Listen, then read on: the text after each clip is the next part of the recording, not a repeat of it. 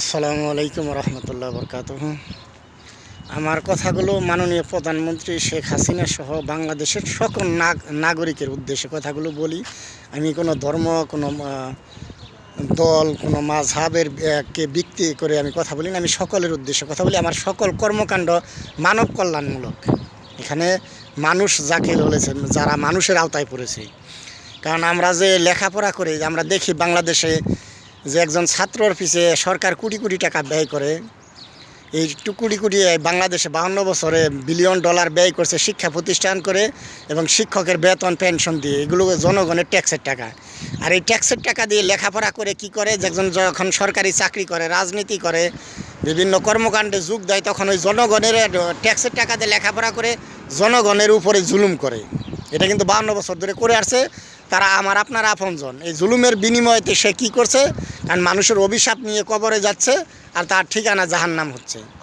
এখন এ থেকে বেরিয়ে আসার জন্য কি করা যায়, আমি এই যে ক্ষুদ্র জ্ঞান আমি যা বুঝি আপনাদের মাঝে শেয়ার করছি।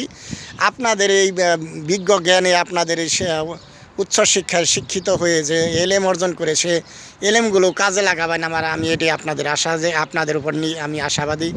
আমার এটাই স্বপ্ন যে দেশ মানুষ যেন দুর্নীতিবাজ না হয়, এই এমন শিক্ষা ব্যবস্থা তৈরি করা এবং এমন শাসন ব্যবস্থা, দুইটা জিনিসই দরকার মানুষকে আদর্শ মানুষ বানানোর।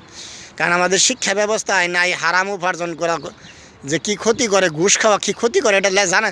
পাঠ্যপুস্তকে থাকলে তার এই কথা বলতো না, ঘুষ খাবেন, সহনীয় পর্যায়ে খাবেন, স্পিড মানি। 60 লক্ষ টাকা ঘুষ খায়, ঘুষ দেওয়া চাকরি নিয়েছে, এই জন্য সে ঘুষ খাবে। তাহলে ঘুষ খেয়ে যে কী ক্ষতি করছে, এটা আমার কথাগুলো যারা শুনছেন একটু আপনারা দিন ইসলামের একটু আলোর থেকে এটা, এই আলো নিয়ে একটু চিন্তা করেন, এই জিনিসটা নিয়ে গবেষণা করেন যে হারাম উপার্জন মানুষের জুলুমের টাকায় কী ক্ষতি করে ওই ব্যক্তির। কারণ ওই ব্যক্তিগুলা কারা? 52 বছরে আমার আপনার আপনজন, তারা আর কেউ না। তারা নিজেকে ধ্বংস করছে, দেশকে ধ্বংস করছে, দলটাকে ধ্বংস করছে, যে দলের সে যোগদান করেছে। এই জন্য আমার মিশন হচ্ছে, আমি কোনো ধর্মভিত্তিক না, দলভিত্তিক, মানুষের কল্যাণে জানি মানুষ লেখাপড়া করে আদর্শ মানুষ হয়। কারণ স্কুল, কলেজ, ইউনিভার্সিটিতে লেখাপড়া করে সবচেয়ে বড় দুর্নীতিবাজ হয় ও রিক্সা ভ্যান চালকের চেয়ে ও খারাপ নিকৃষ্ট হয়। কারণ তাহলে তারা মূর্খ তার চেয়েও। কারণ আমাদের দেশে মানুষের কালচার, শিক্ষা, এলেম অর্জন করে দুনিয়ার সবচেয়ে নিকৃষ্ট ব্যক্তি হচ্ছে। তার একটা উদাহরণ দিই। কারণ বাংলাদেশে স্কুল, কলেজ, ইউনিভার্সিটির কোনো ভ্যালু নাই যদি এখানে মূর্খ নায়িকা গায়িকা সংসদে গিয়ে গান করে। তাহলে শিক্ষা প্রতিষ্ঠান বানিয়ে লাভ কি? আর শিক্ষিত লোক পাঠায়ও কি লাভ হয়? কোনো নেতা বানিয়ে কিংবা চাকরি করে তারাও তো নিজেকে জাহান্নাম থেকে বাঁচাতে পারে না, দুর্নীতি থেকে বাঁচাতে পারে না। একজন সৎ মহৎ ব্যক্তি তৈরি করা যায় না কোটি কোটি টাকা শিক্ষা প্রতিষ্ঠানে ব্যয় করে, বিলিয়ন ডলার 52 বছরে ব্যয় করে। একজন কি আদর্শ মানুষ তৈরি করা যাচ্ছে এই শিক্ষা প্রতিষ্ঠান থেকে? এই জন্যই আপনাদের নিকট অনুরোধ, আপনারা আমার কথাগুলো যাচাই করে দেখেন।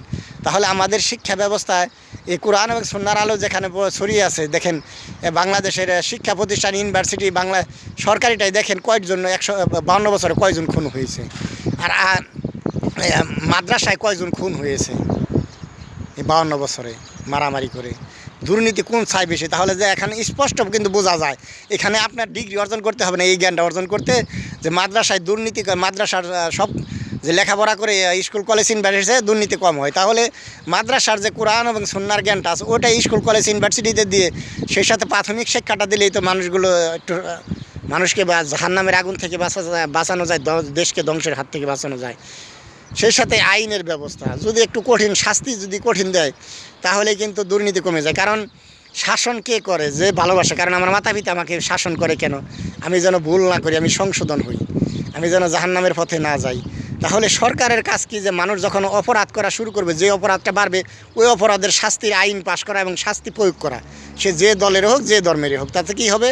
সে অপরাধ থেকে নিজেকে বাঁচাবে, দেশটিকে ধ্বংস থেকে হাত থেকে বাঁচাবে। এই জন্য আমরা একজন অপরাধ করলে অপরাধীকে বাঁচানোর জন্য আমরা রাস্তা খুঁজি, অপরাধকে বাঁচানোর জন্য, শাস্তি দেওয়ার জন্য আসেন আমরা রাস্তা খুঁজি। যখন অপরাধীর শাস্তি শুরু হবে তখন অপরাধ অটোমেটিক, আমি ওই অপরাধের চিন্তাই করব না।